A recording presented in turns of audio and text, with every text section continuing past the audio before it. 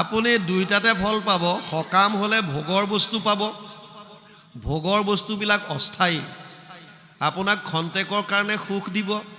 এই সুখবিলাক চিৰস্থায়ী নহয়। নিষ্কামভাৱে ভাবিলে প্ৰভু ভগৱন্তই আপোনাৰ কাৰণে যিটো উপযুক্ত সেইটো বস্তু তেওঁ নিজে দিব।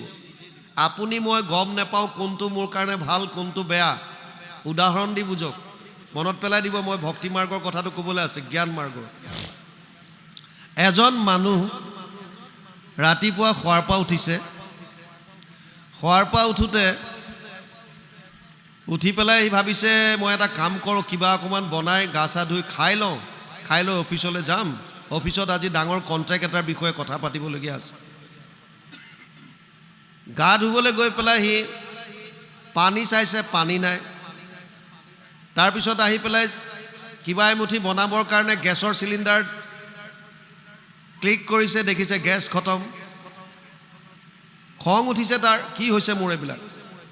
গৈ পেলাই স্কুটিখন ষ্টাৰ্ট কৰিব বিচাৰিছে, ষ্টাৰ্ট নহয়। কিক মাৰিছে, ষ্টাৰ্টেই নহয়। খোজকাঢ়ি গৈ পেলাই অফিচ পালে, বোলে তাতে কেণ্টিন আছে, কিবা এটা খাম। আৰু গৈয়ে পিয়নজনক মাতি কৈছে, ভাই বিৰাট ভোক লাগিছে, মই আজি ৰাতিপুৱা একো খাব নোৱাৰিলোঁ, তই কেণ্টিনৰ পৰা কিবা এটা লৈ আহ। সি কৈছে, ছাৰ আজি কেণ্টিন বন্ধ। তাৰ খং উঠি আহি আছে ভগৱানৰ ওপৰত, কি এইবিলাক লীলা। আৰু যিজনে কণ্ট্ৰেক্টটো আজি দিয়াৰ কথা, কনফাৰ্ম হোৱাৰ কথা আছিল, ফোনটো ঠিক আহিছেহে, হেল্ল' কওঁতে ফোনটোৱে হেং মাৰিলে, কথা পাতিব নোৱাৰিলে, সেইফালেও গ'ল। গোটেই ভোকে লঘোণে থাকি মেলি সন্ধিয়া সময়ত আকৌ খোজকাঢ়ি ৰুমলৈ আহিছে। গৰমত ঘামি জামি অৱস্থা নাই। ভাবিছে অকণমান জিৰাই লওঁ, ফেনৰ ছুইচটো দিছে, লাইট নাই। আৰু তেতিয়া ভগৱানকে গালি পাৰি তাৰ চিলমিল টোপনি গৈছে। প্ৰভু মোক ইমান অন্যায় কিয় কৰিছা? মোক কিহৰ কাৰণে তুমি অন্যায় কৰিছা? তাৰ চিলমিল টোপনিত প্ৰভু ভগৱন্তই দৰ্শন দি কৈছে, বোপাই মোক কিয় গালি পাৰিছোঁ? মই যি কৰিছোঁ তোৰ ভালৰ কাৰণে কৰি আছিলোঁ। মানে তই কালি ৰাতি গেছৰ চিলিণ্ডাৰ খুলি থৈছিলি, যদি তাত গেছ থাকিলহেঁতেন তই আজি গেছ লাইটাৰে অন কৰাৰ লগে লগে গোটেই জ্বলি গ'লহেঁতেন আৰু তোৰ মৃত্যু আছিল। গতিকে মই গেছৰ চিলিণ্ডাৰে খালী কৰাই দিলোঁ। তাৰ পাছত তই ভাবিছিলি যে স্কুটিত আজি মই যাম, তোৰ আজি এক্সিডেণ্ট হৈ গণ্ডগোল হ'বলগীয়া আছিল, মই স্কুটিখনে বেয়া কৰি দিলোঁ, তই যাতে ফুটপাথেদি যাওঁ, সেইফালে তোক বচালোঁ। তই তাত গ'লি কেণ্টিনত আজি তই যিয়ে খোৱা হ'লে ফুড পয়জন হ'বলগীয়া আছিল, তই অসুখত পৰিলিহেঁতেন, কেণ্টিনে বন্ধ হৈ গ'ল। আৰু যিটো মানুহৰ পৰা তই কণ্ট্ৰেক্ট পোৱাৰ আশা কৰিছিলি, সি আজি তোক ট্ৰেপ কৰিছিল। আজি তোৰ গোটেই ৰেকৰ্ডিং কৰিলেহেঁতেন আৰু তই জেলত থাকিব লাগিলহেঁতেন। গতিকে তোৰ ফোনটোৱে মই বেয়া কৰি দিলোঁ। আৰু ঘৰত আহি পেলাই তই লাইটৰ ছুইচ দিছ, শ্বৰ্ট চাৰ্কিট হৈ আছিল। আজি কাৰেণ্ট থকা হ'লে তোৰ গোটেই গণ্ডগোল আছিল। গতিকে মই তোক সকলো ফালৰ পৰা বচাব বিচাৰি আছোঁ আৰু তই মোক উল্টাই গালি পাৰি আছ। আমি গম নাপাওঁ আমাৰ কাৰণে কোনটো ভাল কোনটো বেয়া।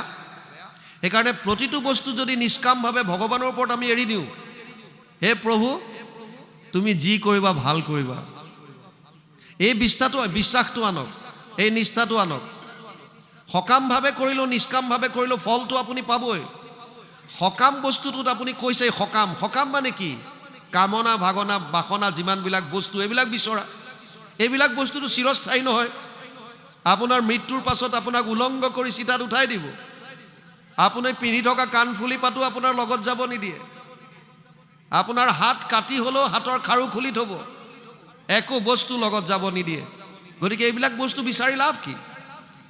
সেইকাৰণে কৈছে নিষ্কামভাৱে আহা, ঈশ্বৰৰ ওপৰত বিশ্বাস ৰাখক। সকাম নিষ্কাম দুইটাৰে ফল পাব, কিন্তু নিষ্কামভাৱে আহিব দিছে। আমি কৈ আছোঁ জ্ঞান মাৰ্গৰ কথা। কৰ্ম মাৰ্গ, যাগ যজ্ঞ পূজা পাতল, 6টা বস্তুৰ শুদ্ধতা লাগে, নাথাকিলে যাজকৰ বিপৰ্যয় হ'ব। গতিকে ক'লে এইটো বাদ দিয়া। দ্বিতীয় আহক জ্ঞান মাৰ্গ। উদ্ধৱক কৈছে জ্ঞান মাৰ্গ মানে নিৰ্গুণ নিৰাকাৰ ব্ৰহ্মক উপাসনা কৰা। ভগৱানৰ 3টা ৰূপ আছে, 3টা অৱস্থা। এটা হৈছে নিৰ্গুণ নিৰাকাৰ, যাক ব্ৰহ্ম বুলি কয়। ব্ৰহ্ম মানে যিজন সকলোতে ব্যাপ্ত হৈ থাকে, যিজন ব্যাপ্ত হ'ব পাৰে, সেইজনেই হৈছে ব্ৰহ্ম। এটা ৰূপ হৈছে পৰমাত্মা, যাক সগুণ নিৰাকাৰ বুলি কয়। উদাহৰণ লৈ বুজক। ফেন এখন আছে, ছুইচটো নিদিয়ালৈকে ইলেক্ট্ৰিচিটি নোপোৱালৈকে সি ৰৈ থাকে, আৰু যেতিয়া ছুইচ দিওঁ ফেনখন ঘূৰে। তেতিয়া আমি কি কওঁ যে কাৰেণ্ট আহিল। তাৰমানে আপুনি কাৰেণ্টটো দেখিছে নেকি? নাই দেখা। কেনেকৈ গম পাইছে? ফেনখন ঘূৰাৰ কাৰণে, মানে তাৰ গুণটোৰ কাৰণে গম পাইছে। সগুণ কিন্তু নিৰাকাৰ, দেখা নাই কিন্তু গুণটো গম পাইছোঁ। ফেনখন ঘূৰিছে, তাৰমানে ইলেক্ট্ৰিচিটি আছে, কাৰেণ্ট আছে। ভগৱানৰ এই অৱস্থাটো হৈছে আমাৰ শৰীৰত যেতিয়া তেওঁ থাকে, ইন্দ্ৰিয়বিলাক সচেতন হৈ আছে, তাৰ মানে প্ৰভু ভগৱন্ত বিৰাজমান। সচেতন কৰা দেহ প্ৰাণ ইন্দ্ৰিয়ক, জীৱক ভুঞ্জান্ত নানাবিধ বিষয়ক। পৰমাত্মা বুলি তেবে কহে মুনিগণ, এইটো পৰম তত্ত্ব জানিবা ৰাজন। আৰু যেতিয়া তেওঁ সগুণ সাকাৰ ৰূপ ধাৰণ কৰে, তেতিয়া তেওঁক ভগৱান বুলি কয়। এতিয়া যিটো জ্ঞান মাৰ্গ, তাত নিৰ্গুণ নিৰাকাৰ ব্ৰহ্মক উপাসনা কৰে, যাৰ গুণৰ বিষয়ে নাজানে, যাৰ আকাৰৰ বিষয়ে নাজানে। আপুনি ঘৰলৈ গৈছে, এতিয়া আপোনাৰ ঘৰত ছোৱালীজনীয়ে বা ল'ৰাটোৱে কৈছে, মা দেউতা তোমাক বিচাৰি এজন মানুহ আহিছিল। কোন? কি নাম? নামটো মই নাজানো। ক'ৰ পৰা আহিছিল? হয়তো মই গম নাপালোঁ। দেখিবলৈ কেনেকুৱা? মই নেদেখিলোঁ, মই ভিতৰত আছিলোঁ। তেওঁ কি কৰে? মই একোৱে গম নাপালোঁ। বাহিৰৰ পৰা সুধিছিলোঁ অমুক আছেনে? মই নাই বুলি ক'লোঁ, গুচি গ'ল। আপুনি যদি মানুহজনৰ নাম নাজানে, ক'ৰ পৰা আহিছে নাজানে, কি কৰে নাজানে, কেনেকৈ অনুমান কৰিব কোন সেইজন? নিৰ্গুণ নিৰাকাৰ ব্ৰহ্ম আমাৰ কাৰণে তেনেকুৱা, যিটোৰ বিষয়ে আমি একোৱে নাজানো, তেওঁৰ গুণ, তেওঁৰ আকাৰ। আপুনি কেনেকৈ উপাসনা কৰিব? আৰু জ্ঞান মাৰ্গত যাবৰ কাৰণে 4টা মিনিমাম বস্তুৰ প্ৰয়োজন হয়। শান্ত, দান্ত, তিতিক্ষা, উপৰতি। প্ৰথম কৈছে মনৰ ওপৰত সংযম, ইন্দ্ৰিয়ৰ ওপৰত দমন, সহনশীলতা গুণ, আৰু বিষয়ৰ ওপৰত যিজন উঠিব পাৰিলে। এতিয়া আমাৰ মনৰ ওপৰতনো কাৰ কণ্ট্ৰল আছে? অৰ্জুনৰ দৰে মহাপুৰুষ, যাৰ মনৰ ওপৰত কণ্ট্ৰল আছিল, সংযম আছিল। এই অৰ্জুনে কুৰুক্ষেত্ৰৰ যুদ্ধৰ প্ৰাক মুহূৰ্তত ভগৱানক কৈছে, চঞ্চলম হি মন কৃষ্ণ প্ৰমাথি বলবদৃঢ়ম তৈসাহম নিগ্ৰহম মন্যে বায়ুৰিব সুদুষ্কৰম। 6ঠ অধ্যায় 34 নম্বৰ শ্লোক। অৰ্জুনে কৈছে, মোৰ মনটো ইমানেই চঞ্চল, মই বায়ুকো যদি প্ৰতিৰোধ কৰিব পাৰোঁ, মনৰ ওপৰত কণ্ট্ৰল কৰিব নোৱাৰোঁ। অৰ্জুনৰ দৰে মানুহে মনৰ ওপৰত কণ্ট্ৰল কৰিব নোৱাৰিলে, আৰু আপুনি মই মাছ মঙহ চব খোৱা মানুহ, ক'ৰ পৰা মনৰ ওপৰত কণ্ট্ৰল হ'ব? জ্ঞান মাৰ্গত অতি কষ্ট। মই 92ত SSBত জইন কৰিছিলোঁ। 93 চনত আমাৰ এটা ট্ৰেইনিং হৈছিল, য'ত জংঘল এক্সাৰচাইজ কৰিব লাগে। কিছুদিনৰ কাৰণে জংঘলত থাকিব লাগে। যদি তেনেকুৱা অৱস্থা আহে, এজন জোৱানে কেনেকৈ জংঘলত নিজক জীয়াই ৰাখিব, ছাৰ্ভাইভ কেনেকৈ কৰিব, তাৰ এটা ট্ৰেইনিং দিয়া হয়। আৰু সেইমতে জংঘলত এৰি দিয়ে। আপুনি জংঘলৰ বস্তু খাই মেলি তাত থাকিব লাগিব। জম্মু কাশ্মীৰৰ এখন জংঘলত আমাক এৰি দিছিল, আৰু তাত এটা গুহাৰ সন্মুখত এজন বুঢ়া মানুহক মই দেখা পালোঁ। মানুহজনৰ ওচৰলৈ গ'লোঁ আৰু গৈ সুধিলোঁ যে জংঘলৰ মাজত গুহাটোৰ সন্মুখত আপুনি কি কৰিছে? তেওঁ ক'লে যে এই গুহাটোৰ ভিতৰত এজন ঋষিয়ে 12 বছৰ তপস্যা কৰিছিল, বহুখিনি সিদ্ধি তেওঁ লাভ কৰিছিল, কিন্তু সমাধিত ব্ৰহ্মক সাক্ষাৎ পোৱাৰ প্ৰাক মুহূৰ্তত এজনী ছোৱালীৰ সংস্পৰ্শত আহিল, আৰু তাৰ সমস্ত তপস্যা ভংগ হ'ল, চব সিদ্ধি হেৰাই গ'ল। লুডু খেল আপোনালোকে দেখে নহয়, সাপ জখলাৰ খেল। এই খেলি থাকোঁতে জখলাত উঠি উঠি গৈ থাকে, 99 মানত এডাল দীঘল সাপ থাকে, তাৰ মুখত যদি পৰিল চিধা আহি পেলাই তলত পাই যাব। জ্ঞান মাৰ্গটো তেনেকুৱা। আমি ক'লোঁ অকণমান চাব পাৰিমনে ভিতৰত? বোলে ঘোৰ অন্ধকাৰ। বোলো চাবলৈ মন আছিলে। তেওঁ পোহৰৰ ব্যৱস্থা এটা কৰিলে, আমাক ভিতৰলৈ লৈ গ'ল। এখন টুলত এই ঋষিজনৰ ফটোখন থৈ দিয়া আছে, আৰু আমাক ক'লে যে এইজনে সেইজন ঋষি, যিজনে 12 বছৰ ইয়াত তপস্যা কৰিছিল, কিন্তু সফল হ'ব নোৱাৰিলে। আমি ওলাই আহিলোঁ আৰু জংঘল এক্সাৰচাইজ শেষ কৰাৰ পাছত যেতিয়া বাহিৰলৈ আহিলোঁ, ওচৰৰ গাঁও এখনত মানুহক সুধিলোঁ, গোটেইখিনি কাহিনী বুজাই ক'লোঁ, এনেকুৱা এনেকুৱা দেখিছিলোঁ, কথাটো কিমান দূৰ সত্য, কি কথা। তে গাঁৱৰ মানুহে মোক ক'লে যে ছাৰ, আপোনাক যিজন মানুহে কৈছে চব সত্য কথাই কৈছে, এটা কথা খালি আপোনাৰ পৰা লুকুৱাইছে। বোলো কোনটো? কৈছে যিজন ঋষিৰ কথা কৈছিল সেই ঋষিজন আন কোনো নহয়, তেওঁ নিজেই। তেওঁৱে 12 বছৰ তপস্যা কৰিছিল আৰু যেতিয়া বিফল হ'ল, তপস্যা যেতিয়া ভংগ হ'ল, তেওঁ দাড়ি চাৰি কাটি দিলে। এবাৰ আমি বিহাৰৰ পৰা, বাল্মীকি নগৰৰ পৰা ছত্তীশগড় গৈছিলোঁ। মাৰ্কেণ্ডেয় আশ্ৰমত এক ৰাতি আছিলোঁ ৰিক্ৰুটমেণ্টৰ কাৰণে যাওঁতে। তাত এজন ঋষি দেখিছিলোঁ, তেতিয়া 8 বছৰ নে 10 বছৰ হৈছে, এটা হাত ওপৰলৈ দাঙি আছে। প্ৰত্যক্ষ কৰিছিলোঁ। বহুত কষ্ট, জ্ঞান মাৰ্গ। আপুনি ঘৰ দুৱাৰ বাদ দিব লাগিব, সন্ন্যাস ব্ৰত ধাৰণ কৰিব লাগিব, আৰু য'ত যি পাইছে তাকেই খাব লাগিব। ৰ'দ, বৰষুণ, গৰম, ঠাণ্ডা সহ্য কৰিব পৰা শক্তি লাগিব। ইমানখিনি কষ্ট সহ্য কৰিব পৰাটো আমাৰ কাৰণে সম্ভৱ নহয়। সেইকাৰণে অৰ্জুনক গীতাত কৈছে, ক্লেশো অধিকতৰস্তেষাম অব্যক্ত অসক্ত চেতসা অব্যক্ত হি গতিৰ দুখম দেহবদ্ভিৰ অভাপ্যতে। 12 অধ্যায় 5 নম্বৰ শ্লোক গীতা, ভক্তি যোগ। এই অৰ্জুন, জ্ঞান মাৰ্গ অতি কষ্টকৰ। আমি দেহাভিমানী লোক, নিৰ্গুণ নিৰাকাৰ ব্ৰহ্মক উপাসনা কৰাটো আমাৰ কাৰণে ইমান সহজ সাধ্য নহয়। আৰু ভাগৱতত আপোনালোকে প্ৰথম স্কন্ধত পাব, ব্যাসদেৱ যিজনে সমাধিত ব্ৰহ্মক সাক্ষাৎ কৰিছিল, তথাপিও তেওঁৰ শান্তি নাই। উগুল থুগুল চিত্ত নাহি সুখ শান্তি, নজানন্ত কৃষক মনত গুণিগান্তি। বদৰিকাশ্ৰমত বহি আছে, মনত শান্তি নাই। আৰু পাছত নাৰদ আহি উপদেশ দিলে, মোৰ উপদেশে কৰা ভাগৱত শাস্ত্ৰ, প্ৰচাৰক গোবিন্দৰ গুণনাম মাত্ৰ। যিহেতু কৰ্মকাণ্ডত ছিদ্ৰ ৰৈ যোৱাৰ সম্ভাৱনা বেছি, যিহেতু জ্ঞান মাৰ্গ আমাৰ কাৰণে সম্ভৱ নহয়, সেইকাৰণে প্ৰভু ভগৱন্তই সুগম মাৰ্গ এটা আমাক দিলে, সহজ আৰু সুলভ। সেইটোৱে হৈছে ভক্তি মাৰ্গ। সেইকাৰণে উদ্ধৱক ক'লে, জ্ঞান কৰ্ম ভকতি কহিৰো কৰি ভেদ, ভকতি পৰম পন্থ দিলো পৰিচ্ছেদ। তাৰ পাছত ইয়াত এতিয়া পৰীক্ষিতে কৈছে, পৰীক্ষিতে নৃপবাসে পুছিলা শুকক। উদ্ধৱক যেতিয়া পঠাই দিলে, তুমি যোৱা বদৰিকাশ্ৰম আৰু মোৰ হৰিগুণ নাম কীৰ্তন তুমি প্ৰচাৰ কৰি থাকিবা, তেতিয়া কৈছে কৃষ্ণই উদ্ধৱক পঠাই কি কৰিলে? সেই পৰম সুন্দৰ মূৰ্তিটো, যিটো দেখিলেই মানুহে মুক্তি পায়, ইমান সুন্দৰ প্ৰভু ভগৱন্তৰ ৰূপ, কেনেকৈ অন্তৰ্ধান কৰিলে, কি কৰিলে? যিটো মূৰ্তি দেখি নাৰী নভাশয় আন, যাৰ কথা শুনি সন্তোষবে নেৰৈ ধ্যান, যিটো শৰীৰৰ গুণ কীৰ্তন কৰন্তে, জগতৰে পূজা হৈ সেহিকে মহন্তে। যিজনৰ ইমান সুন্দৰ ৰূপ নাৰীসকলে দেখি এবাৰ চোৱাৰ পাছত চকু বেলেগলৈ নিব নোৱাৰে, থৰ লাগি চাই থাকে। যাৰ কথা শুনি মহন্তসকলে তেওঁৰ ৰূপ ধ্যান কৰি থাকে, তাৰ পৰা আঁতৰিব নিবিচাৰে।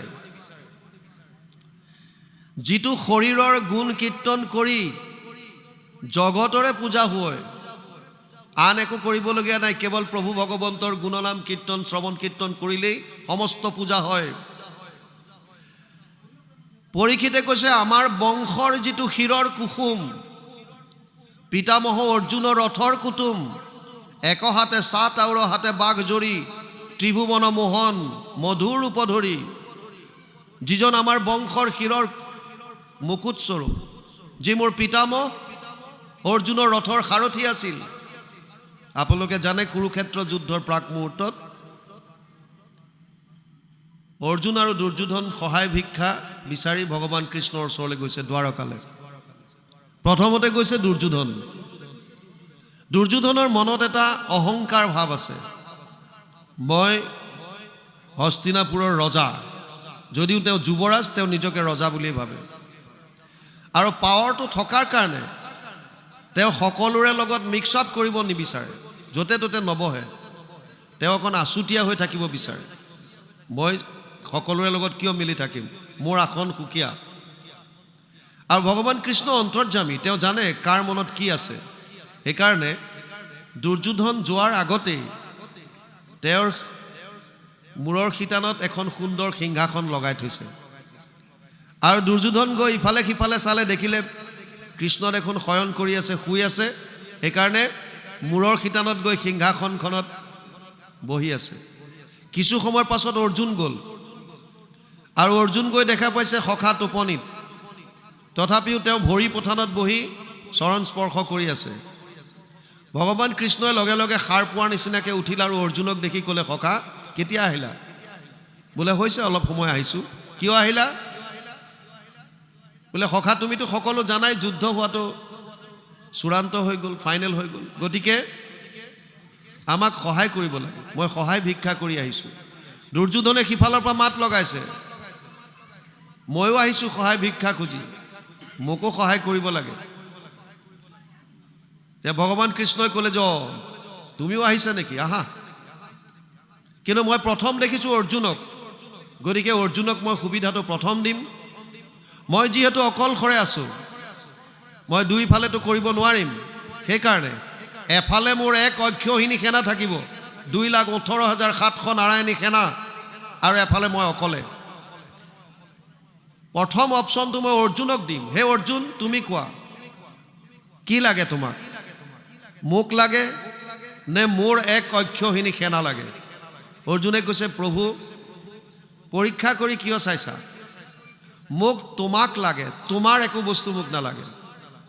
আমাৰো ভাৱ তেনেকুৱা হ'ব লাগে। ভগৱানক বিচাৰক, ভগৱানৰ পৰা নিবিচাৰিব। যিমান বিচাৰিব সিমান তৃষ্ণা বাঢ়িয়ে গৈ থাকিব। আজি যিটো পাইছে কাইলৈ আৰু এটা লাগিব, তাৰপিছত আৰু এটা, তাৰপিছত আৰু এটা। পূৰ্ণ এজনেই আছে, সেইজনেই হৈছে ভগৱান কৃষ্ণ। সেইজনক যদি বিচাৰি লয় আপোনাৰ সমস্ত অভাৱ শেষ, নহ'লেতো অভাৱ থাকিয়ে যাব। অৰ্জুনে ক'লে, পৰীক্ষা কৰি কিয় চাইছা? মোক আন একো নালাগে, কেৱল তোমাক লাগে। ভগৱানে ক'লে, চিন্তা কৰি চাই লোৱা, মই কিন্তু যুদ্ধত অস্ত্ৰ শস্ত্ৰ নুঠাওঁ, কেৱল মই প্ৰয়োজন সাপেক্ষে তোমাৰ ৰথৰ সাৰথি হ'ম। আৰু অৰ্জুনে ক'লে, হৈ গ'ল, মোক আৰু তাতকৈ কি লাগে? অৰ্জুনৰ ৰথৰ সাৰথি। সাৰথি আমাৰ বুদ্ধি। এইখন এখন ৰথ, এই শৰীৰটো এখন ৰথ, আত্মা ইয়াত ৰথি। 5টা জ্ঞানেন্দ্ৰিয়, 5টা ঘোঁৰা। ইয়াৰ যিডাল লেগাম আহিছে সেইটো হৈছে মন, আৰু লেগামডাল কোনে কণ্ট্ৰল কৰিছে? বুদ্ধিয়ে। বুদ্ধি সাৰথি। এই ৰথখন চলাই নিবৰ কাৰণে আমি যদি আমাৰ বুদ্ধিত যদি ভগৱান কৃষ্ণক যদি স্থাপন কৰি ল'ব পাৰোঁ, হে প্ৰভু তুমি যেনেকৈ বিচাৰা মোৰ এই শৰীৰৰূপী ৰথখন তুমি চলাই নিয়া। ভগৱানে কৈছে, তোমালোকক এখন ৰথ দিছোঁ, মোৰ ওচৰলৈ আহা। আৰু আমিবিলাকে ৰথৰ ডাইৰেকশ্যন ঘূৰাই দিলোঁ কোনফালে? সংসাৰৰ ফাললৈ। ধন টকা পইচা পুত্ৰ পৰিবাৰ, আৰু ভগৱানে দিছিলে ৰথ তেওঁৰ ওচৰলৈ আহিবলৈ, আমি বেলেগ ফালে ৰথ ঘূৰাই দিলোঁ। যদি বুদ্ধিত ভগৱানক স্থাপন কৰি ল'ব পাৰোঁ, তেতিয়াহ'লে এই ৰথখন পুনৰ ভগৱানৰ ওচৰলৈ যাব। ভগৱান মানে আনন্দ, ৰসো বৈশ্যহ, আনন্দ স্বৰূপ। আমি যিটো আনন্দ বিচাৰি ফুৰিছোঁ এইটো কেৱল আৰু কেৱল কৃষ্ণত আছে। কৃষ্ণ শব্দৰ অৰ্থই হৈছে আনন্দ। কৃষি ভূ বাচক শব্দ ন চ নিবৃত্তি বাচক দ্বৈও ৰেখাত পৰম ব্ৰহ্ম কৃষ্ণ ইতি অভিধীয়তে। অনুবাদ কৰিছে ঘোষাত মহাপুৰুষ মাধৱদেৱে, কৃষ হেন শব্দ ইটো পৃথিৱী বাচক ভৈলা ন আনন্দত প্ৰৱৰ্তয়, দুইৰো এক পদ মিলি পৰম ব্ৰহ্ম ৰূপ কৃষ্ণ নাম আনন্দক মাত্ৰ কয়। কেৱল কৃষ্ণৰ ওচৰলৈ যাবলৈ। অৰ্জুনে ক'লে, তোমাক লাগে। আৰু দুৰ্যোধনে ভাবিলে ই এটা মহামূৰ্খ, অৰ্জুনৰ কথা ভাবিছে। এক অক্ষৌহিণী সেনা পাই ই নল'লে, আৰু কেৱল কৃষ্ণক লৈ গ'ল। বিৰাট ফূৰ্তি কৰি গৈছে, আৰু শকুনিৰ ওচৰত কৈছে, মামা এই অৰ্জুনক মই জ্ঞানী বুলি ভাবিছিলোঁ, সি মহামূৰ্খ ওলাল। কি হ'ল? আৰু ক'লে তেতিয়া যে কৃষ্ণই ক'লে, এফালে কৃষ্ণ অকলে থাকিব, তাকো অস্ত্ৰ শস্ত্ৰ নুঠায়, আৰু এফালে তেওঁৰ এক অক্ষৌহিণী সেনা অস্ত্ৰ শস্ত্ৰৰে সুসজ্জিত। তাতে কি হ'ল? বোলে অৰ্জুনে কৃষ্ণক ল'লে, আৰু মই এক অক্ষৌহিণী সেনা লৈ আহিছোঁ। শকুনিয়ে ক'লে মহামূৰ্খ অৰ্জুন নহয় তই ভগৱান কৃষ্ণৰ চাতুৰী চলনা তই বুজিব নোৱাৰিলি এতিয়া পৰীক্ষিতে কৈছে সেইজন কৃষ্ণ যিজনে মোৰ পিতামহৰ ৰথত সাৰথি হৈ আছিল এক হাতে সাত আউৰ হাতে বাঘ জৰি ত্ৰিভুৱন মোহন মধুৰ ৰূপ ধৰি শ্যাম তনু পীত বস্ত্ৰে দেখন্তে সন্তোষ প্ৰকাশ হৈ বদন চাৰু শ্যাম পদ্মকোষ ঘোঁৰাৰ পৰিছে ধূলি তাতে ঘৰ্মবিন্দু শশাংকে সহিতে যেন জলৈ পূৰ্ণ ইন্দু কি সুন্দৰ লিখিছে যেতিয়া ৰথ চলাই ঘামি যায় আৰু ঘোঁৰাৰ পৰা উৰা ধূলিবিলাক পৰে জিলিকি উঠে সূৰ্যৰ পোহৰত খুব সুন্দৰভাৱে ঘৰ্মবিন্দুবিলাক জিলিকি উঠিছে ইয়াত কৈছে হাস্য নিৰীক্ষণত অমৃত কৰৈ বৃষ্টি যুদ্ধ সময়ত তাতে পৰৈ যাৰ দৃষ্টি জোৰাই তনুমন মিলৈ পৰম আনন্দ সেই বেলা অৰ্জুনৰ কৰে চেদৈ কন্ধ যেতিয়া ভগৱান কৃষ্ণৰ যিটো ৰূপ বিপক্ষত যিবিলাক আছে সিহঁতে যেতিয়া এই ৰূপটো দৰ্শন কৰে তেওঁলোক ভোল যায় তাতে আৰু কৃষ্ণৰ ৰূপটো চাই থাকোঁতে পৰম আনন্দ লাভ কৰি থাকোঁতে সিফালৰ পৰা অৰ্জুনৰ খৰ আহি ডিঙি কাটি দিয়ে সব কৃষ্ণৰে খেল গোটেই খেলটো কৃষ্ণ অৰ্জুনক গীতাত কৈছে তস্মাৎ ত্বম উত্তিষ্ঠ যশো লভস্ব হত্বা শত্ৰু ভুংস ৰাজ্য সমৃদ্ধান ময়ে বয়ত নিহতে পূৰ্বমেইব নিমিত্ত মাত্ৰ ভৱ সব্য সাচিন একাদশ অধ্যায় 33 নম্বৰ শ্লোক গীতা এই অৰ্জুন তই নিমিত্ত হ এই যিমান দেখিছ সৈন্য সব মই মাৰি থৈছোঁ তই চিন্তা কৰিব নালাগে তই খালি জখ ল কোনে মাৰিছিল বোলে অৰ্জুনে এই জখটো তই ল এবাৰ যুদ্ধৰ পাছত আৰ্মিবিলাকৰ মাজত কথা হয় এটাই আহি ক'লে যে মই বিপৰীত পক্ষৰ সেনাৰ কেইবাটাৰো ডিঙি কাটিলোঁ প্ৰায় 250-300 মানুহৰ মই ডিঙি কাটি আহিলোঁ এটাই কৈছে মই 250-300 মানুহৰ মই গোটেই সিহঁতক ইয়াত ডেগাৰ মাৰি মাৰি বেনেটেৰে খুচি খুচি মাৰি থৈ আহিছোঁ তৃতীয়টোৱে কৈছে মই প্ৰায় 500 মান মানুহৰ হাত কাটি আহিছোঁ কৈছে হাত কাটিছ তই শত্ৰু গৈ পেলাই কি কৰিলেগৈ তই এইটো তই মাৰি নেপেলালি কেলে সুধা হাত কাটি কাটি এৰি দিছ শত্ৰুবিলাকক সি কৈছে নহয় আগতে মাৰি থোৱা আছিলে সিহঁতক মই খালি হাতটো কাটিছোঁ মানে আগতে মৃত্যু হৈ আছে আৰু অৰ্জুনকো একেই কৈছে তই নিশ্চিন্ত হৈ থাক এইবিলাক সব মই মাৰি থৈছোঁ তই মাত্ৰ জখটো ল কিমান কৃপালু ভগৱান সেইকাৰণে ইয়াত কৈছে হাস্য নিৰীক্ষণত অমৃত কৰৈ বৃষ্টি যুদ্ধ সময়ত তাতে পৰৈ যাৰ দৃষ্টি এই সুন্দৰ প্ৰভু ভগৱন্তৰ ৰূপত যাৰ দৃষ্টি পৰিল জোৰাই তনু মন মিলয় পৰম আনন্দ কৃষ্ণৰ ৰূপ দৰ্শন কৰাৰ লগে লগে পৰম আনন্দত মতলীয়া হৈ থাকে সেই বেলা অৰ্জুনৰ খৰে চেদৈ কন্ধ আৰু সেই সময়তে অৰ্জুনৰ খৰ আহি পেলাই শত্ৰুপক্ষ নিধন কৰে ইণ্টাৰেষ্টিং কথা ভগৱানৰ দৰ্শন কৰি যিসকলৰ মৃত্যু হৈছে সবে পৰম গতি সেইকাৰণে যিসকল ভীষ্মৰ দৰে জ্ঞানীও আছিল তেওঁলোকেও যদিও প্ৰতিজ্ঞাত আছিলে কিন্তু আৰু এটা কাৰণ আছিল যে তেওঁ সদায় ভগৱান কৃষ্ণৰ বিপক্ষত এইকাৰণে থাকিব বিচাৰিছিল যাতে তেওঁৰ ৰূপটো দৰ্শন কৰিব পাৰে তেওঁৰ ৰূপটো যাতে চাই থাকিব পাৰে একেফালৰ হ'লে চাব নোৱাৰিব কি সুন্দৰ ভাৱনা যি কি নহওক ইয়ালৈকে গৈছে অকণমান পাত যাওক বাপ